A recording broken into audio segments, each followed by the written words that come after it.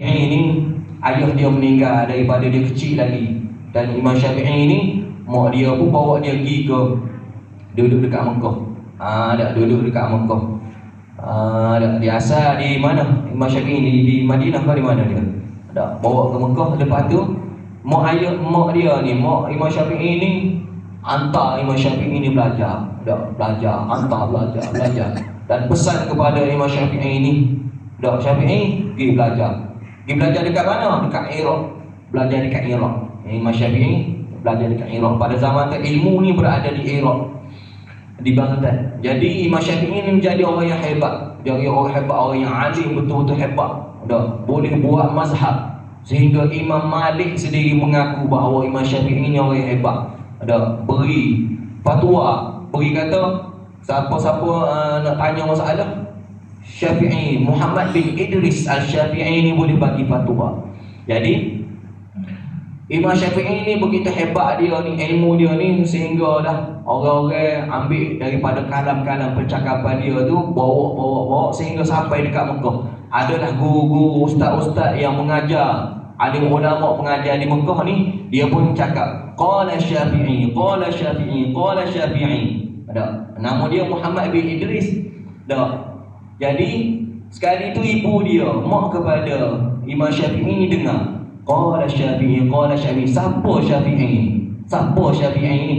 Orang pun kata Syafi'i ni nama dia Muhammad bin Idris. Dia orang sini, orang kita, tapi orang sekarang ni duduk di Iraq. Alim dekat Iraq. Dah. Jadi mak dia pun kata tolong beri salam dekat Syafi'i tu, sebut dekat dia bahawa mak dia suruh balik. Suruh balik. Imam Syafi'i duduk lama tu, berpisah dengan mak dia tu, pergi belajar lama sehingga alim. Lepas tu Imam Syafi'i pun dekat majlis ilmu dia, dekat apa ni, dekat kita kira ni dah orang belajar dengan dia lah. Dia macam gini lah kita kira lah. Dia pun sebut lah, kata dia nak balik jumpa dengan mak dia lah, jumpa dengan mak dia. Jadi apabila tahu kata Imam Syafi'i nak balik ni, orang-orang dulu ni dia memuliakan guru-guru, memuliakan orang alim. Pakak-pakak beri hadiah harta, banyak harta. Imam Syafi'i pun baliklah ke Mekah. Balik ke Mekah, sebelum sampai ke Mekah tu, sebelum masuk tu, hantar utusan untuk beritahu kepada ibu dia bahawa Muhammad bin Idris Al-Syafi'i nak balik ni.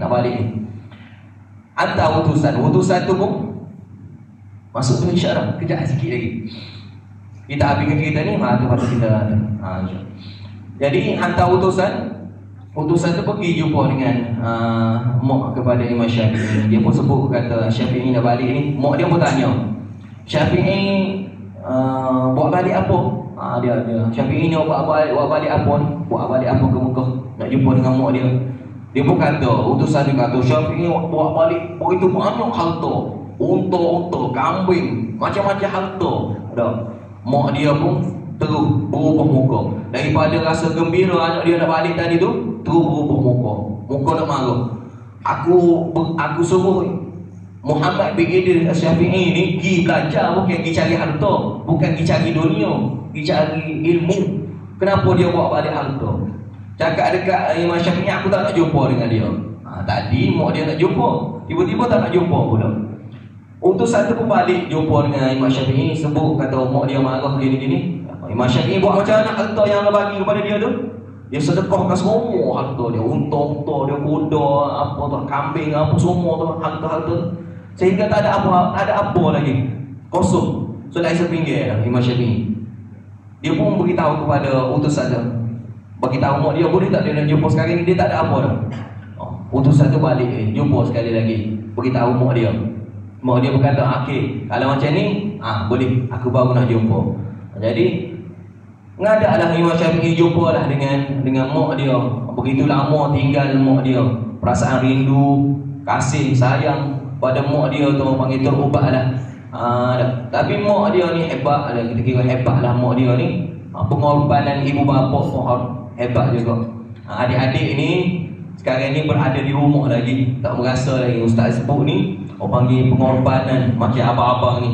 abang-abang yang orang panggil tinggal rumah dia, tinggal kehidupan kemewahan rumah dia. Ada di antara adik-adik tapi ni dah. Sekarang ada motor sendiri pun ada dah.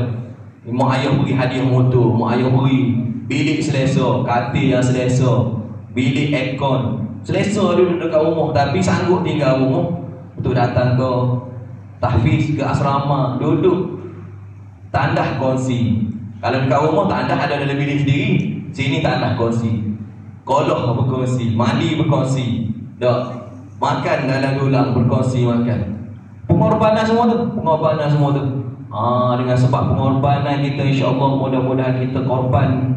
Waktu muda kita ni nak belajar ni Allah Taala beri, Allah Taala beri ilmu yang bermanfaat. Kadang-kadang kita duduk masa kita belajar ni kita tak rasa penting pun ilmu, kita rasa biasa je ilmu. Ilmu ni kadang-kadang adik-adik kita rasa biasa je ilmu. Ilmu ni rasa macam belajar lebih kurang gitu dah lah, kita belajar ni lebih pandai sangat pun dah. Tak takut pandai sangat. Tapi adik-adik kita akan rasa berharganya ilmu kita ni apabila kita duduk dalam masyarakat. Apabila kita masuk dalam masyarakat, baru kita rasa ilmu kita ni sangat berharga. Ustaz sendiri ni, Ustaz dulu masa belajar banyak tempat lah, belajar tu banyak tempat. Dan banyak tahun jugalah, makan belas-belasan tahun juga belajar. Rasa macam ilmu ni biasa je ilmu. Rasa macam kita rasa tu, tapi belajar juga. Rasa biasa-biasa pun belajar juga. Tapi apabila Ustaz masuk ke dalam masyarakat, baru Ustaz rasa Allahu Akbar, ilmu ni penting sangat. Penting sangat. Kita rasa ilmu tu penting. Kerana apa? Kerana orang angkat kita. Saya datang sini tak ada apa-apa. Tak ada apa-apa, tak kenal siapa-siapa saya datang sini. Orang angkat belajar, mengajar dekat tahfiz. Lepas tu orang yang beri tawaran kahwin dengan anak dia. Kahwin dengan anak dia tak payah hantaran. Tak payah hantaran. Saya pergi kahwin, tak payah hantaran saya. Kalau tidak 10,000 habis, 15,000 habis saya. Tak payah hantaran. Orang tawarkan jadi menantu saya. Kahwin dengan pengorbanan ayah mertua saya pun hebat juga tu. Dah hebat juga, ayah mertua saya pun hebat juga. Dia bagi saya kahwin dengan anak dia. Bagi rumah pula dah, rumah pesaka, dia duduk rumah pesaka. Tak payah bayar sewa. Bayar biaya api saja. Saya tak sangka semua tu, tak sangka semua. Orang suruh jadi imam masjid pula. Lepas tu orang minta mengajar kat masjid, mengajar kat surau, mengajar kat rumah-rumah orang. Sehingga saya terpaksa kena tolong. Tak ada masa saya untuk family saya pula. Jadi masa untuk family tak ada pula. Kalau kira tu tak terlintas tu dalam otak saya, dalam fikiran saya boleh sampai ke tahap sekarang ni lah.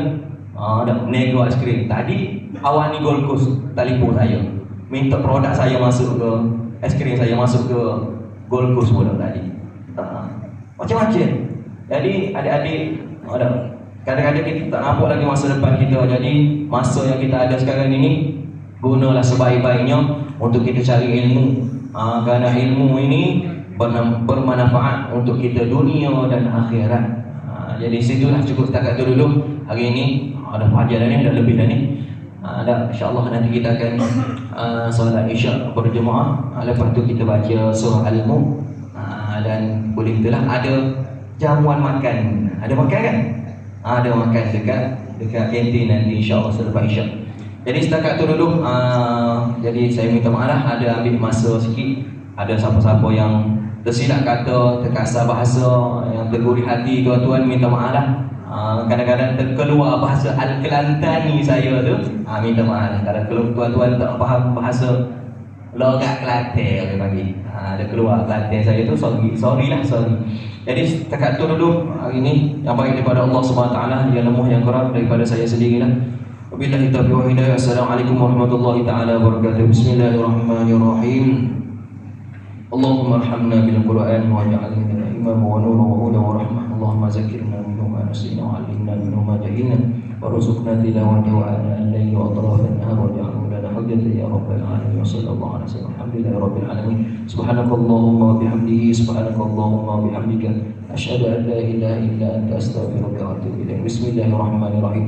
Wal 'asri innal insana lafi khusr illa alladhina amanu wa 'amilus shalihat wa tawassaw bil haqqi wa tawassaw bis sabr. Assalamualaikum warahmatullahi taala wabarakatuh.